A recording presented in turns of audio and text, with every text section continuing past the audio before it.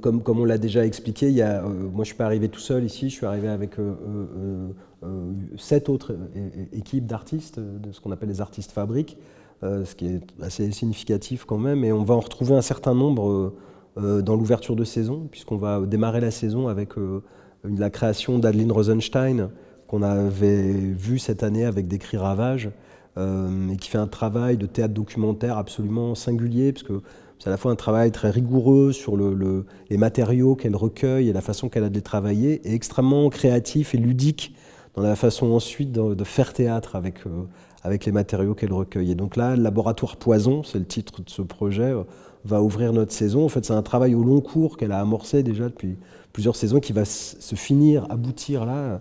Et c'est un spectacle sur la trahison politique. Alors dit comme ça peut être un peu effrayant. Elle a toujours comme ça des thématiques qui peuvent paraître un peu massives, mais elle a une façon d'inventer des traitements. Elle vient du clown aussi. Il y a tout un travail qui fait penser à la bande dessinée dans sa façon d'occuper les plateaux, de travailler comme si elle inventait avec les corps des acteurs des vignettes, des schémas, des dessins. C'est extrêmement ludique comme façon d'aborder des sujets qui sont toujours des sujets assez massifs, assez graves. Et moi, j'invite vraiment les spectateurs à venir découvrir ce travail, parce que c'est, à mon sens, parmi les artistes les plus intéressantes actuellement en Europe, sur la façon de savoir comment le théâtre peut activer des questions, un rapport vivant avec le public. Et là, c'est un projet en plus où elle a entraîné avec elle toute une bande de jeunes comédiennes et comédiens qu'elle a formés notamment à l'école de Liège.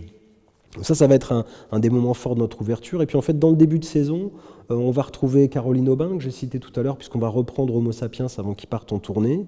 Et puis on va avoir Pauline Bureau, qu'on a eu cette année avec Pour Autrui, qui est la marraine de la promotion 32, la promotion qui est en ce moment, qui va rentrer en deuxième année l'année prochaine, promotion de l'école. Et Pauline, elle va venir avec un spectacle formidable qu'elle a créé il y a déjà quelques années, mais qu'on était pressé de présenter au public stéphanois, qui s'appelle Féminine, et qui est une comédie assez délicieuse sur la première équipe de foot féminine. Donc, dans une ville où le football est aussi important, on avait très envie de montrer ce travail de Pauline. Donc ça aussi, ce sera dans les premiers mois de la saison.